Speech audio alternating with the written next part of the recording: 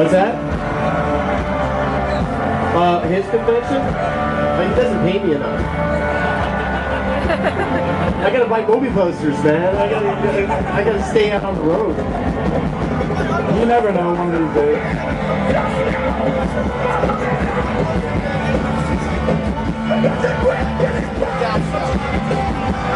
All right, bro. Hey, I want to tell everybody a little secret out here. If you want to meet Kirk Hammett, become a friend of his, just buy a lot of old movie posters, learn how to paint really well, you know, have some cool guitars, you know, like live next door to a famous artist. It all works. I'll be your best friend in a second. Really just a simple guy. I know Kirk, like I said, for a long time, and we all like the same stuff. You know, and it's almost like a competition. It's like somebody will get something, everybody's like, oh, how they did that?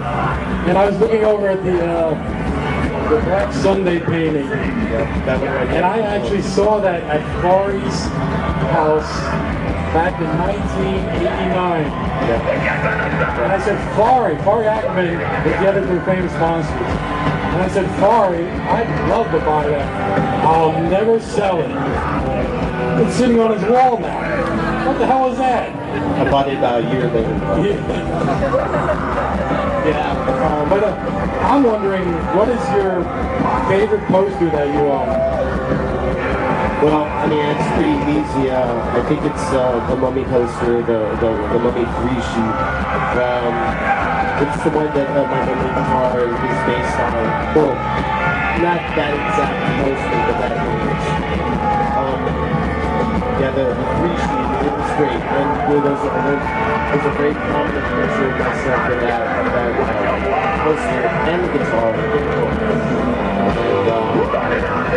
That's probably my favorite poster. My favorite toy, I don't know. My favorite piece of art, I don't know. But all of it. But that poster is my bona fide #1 favorite poster. It's amazing. And if you want to meet Kirk, he's looking for a Murders in the Rue Vault 1 sheet. Exactly. He will invite you to his house to stay for a week if you find him that poster. Breakfast in bed. Yeah, no doubt. Serious stuff. Very exclusive. I've put it out there a million times before. If anyone has any movie posters, contact me. How many responses? 0. But that's just a testament of how rare this stuff is and how hard it is to find certain pieces from the 20s, 30s, and 40s, which is like my main area of focus. And of course, I've seen all of these movies. I've seen every single one of these movies that you see. I've been into horror ever since I was 5 or 6 years old, and I grew up reading this magazine called Famous Monsters of Film, which is this magazine that was out during the 60s, 70s, up into the 80s, right? Yeah, and it was presided over by this man called Forrest J. Ackerman, who coined the term sci-fi. And Forey was born, Forey as people call him, was born in in the teens or something, like 1914 or 1915 or something. He started collecting a long time ago. He started collecting stuff on movies in the 20s, and he never really stopped. And he was one of the pioneers of collecting horror memorabilia. He was actually at and part of the first science fiction convention in 1939. Yeah. That's like a long time ago. Yeah. That was when they thought that, men were on Mars, people who lived on Venus. Yeah, he was the first one to wear a costume too. Like, everybody wears Halloween costumes. He wore the first science fiction costume. Yeah, right on. It's like he definitely had foresight. Yeah. Anyway, he would put out this magazine monthly, and I would buy it, and I would reread it cover to cover, and watch the movies that he was talking about. And he really became a figurehead for forward-thinking genre, and a lot of these paintings that you see, right behind you, are reproductions of the actual paintings that were used as covers for the magazine. And again, these are the original pieces of art.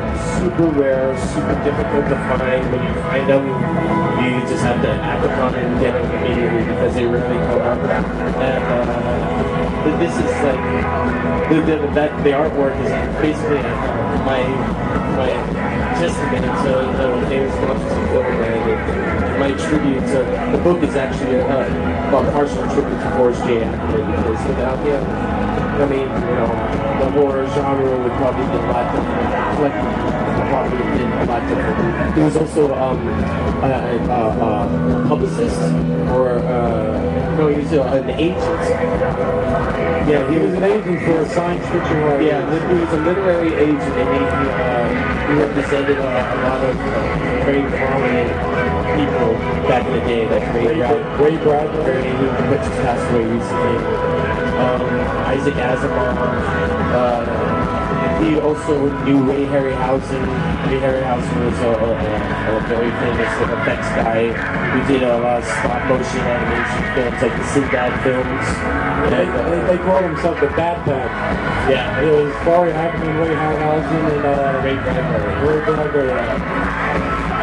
And anyway, getting back to the book, the book is a partial tribute to Forey, and at the very end of the book, there's pictures of him and I. Forey at the time was like 89 years old, and he came to a Metallica concert in LA for the St. Anger tour, and God bless him, he stood there and took it all in 2 hours. And at the end of the show said, "That was great. That was great, Kirk." I'm like, "Corey, I'm just glad you're happy, man." Yeah. And so, the book is a partial tribute to him. So, Daniel, tell us about yourself. Daniel, by the way, is a brilliant painter. His art is on display. Give it up for Daniel. We're all what they call monster kids. Because you have to remember that when we were young, we had black and white TV, 3 channels, and that was it. So when a horror film, no cable, no video, nothing, no internet. And so when a movie would come on, it was an event, right? Yeah. Because you don't know when the next time it will come on, so you plan for it. Yeah, and then when like a horror movie would come on, I would always mark my calendar. Yeah. When I was a kid, actually when the TV Guide, every new issue would come out, I could scan through the entire issue of TV Guide and dog page the years where horror movies were going to be broadcasted.